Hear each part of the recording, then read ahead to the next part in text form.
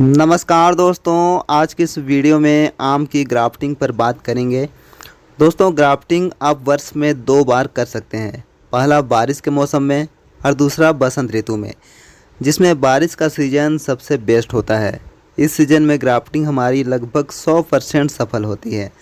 Grafting के लिए आपको सबसे पहले रूट स्टॉक के लिए बीजू पौधे की ज़रूरत पड़ेगी, यानी जो पौधा जंगली आम के बीज से उगकर तैयार हुआ होता है और उसी के ऊपर हमें ग्राफ्टिंग करनी होती है।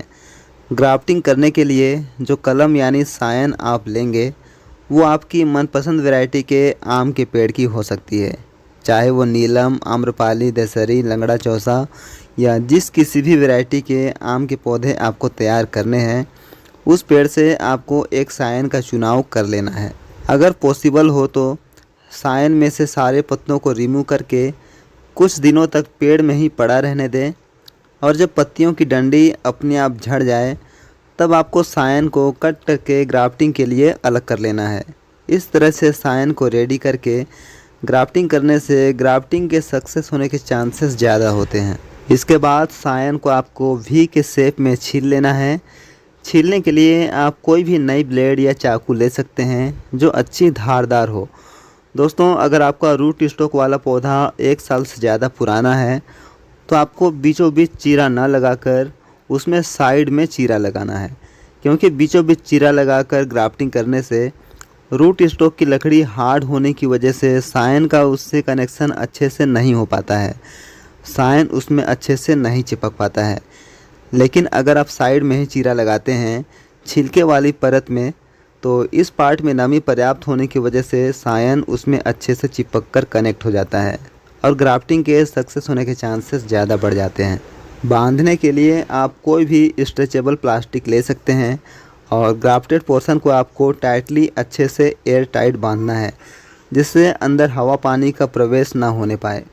ग्राफ्टिंग अगर आप जुलाई के महीने में करते हैं, जिस टाइम पर वातावरण में ह्यूमिडिटी ज़्यादा रहती है, तो इस टाइम पर आपको ग्राफ्टिंग सायन को प्लास्टिक से कवर करने की ज़रूरत नहीं पड़ेगी।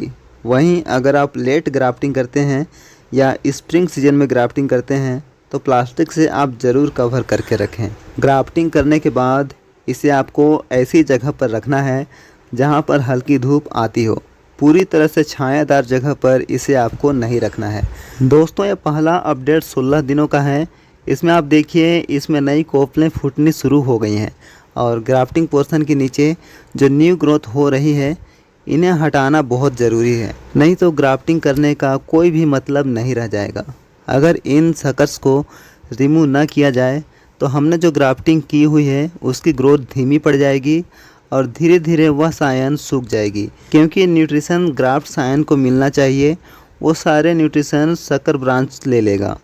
इसलिए ऐसे ब्रांच को देखते ही हटा दें। इसके बाद यह दूसरा अपडेट 28 दिनों का है। अब इसमें पत्तियां पूरी तरह से खुल चुकी हैं और ग्राफ्टिंग पूरी तरह से सक्सेस रही, लेकिन इसकी ग्राफ्ट पोर्शन वाली प्लास्टिक को अभी भी रिमूव नहीं करना है। मैं अपडेट शो करने के बाद इसे दोबारा से बांध दूंगा जब इसकी पत्तियां पूरी तरह से मैच्योर हो जाएंगी और इसकी सेकेंड स्टेज वाली ग्रोथ स्टार्ट होगी, तभी इसकी प्लास्टिक को परमानेंटली रिमूव करेंगे और तब तक इसे हल्की धूप वाली जगह पर ही ग्रो करेंगे। ग्राफ्टिंग से तैयार पौधे नेक्स्ट ईयर से ही फ्रूटिंग पर आ जाते हैं, लेकिन 2 सालों तक इससे फ्रूटिंग न लेकर इसकी ग्रोथ पर ध्यान देंगे, जिससे आगे चलकर यह और भी ज़्यादा फ्रूट प्रोड्यूस कर पाएगा। ग्राफ्टिंग से तैयार पौधे से अगले वर्ष से फ्रूटिंग लेने से पौधे की ग्रोथ रुक जाती है और पौधा कमज़ोर ही रह जाता है। इसलिए अगले 1 साल तक एक भी फ्रूटिंग नहीं लेनी है।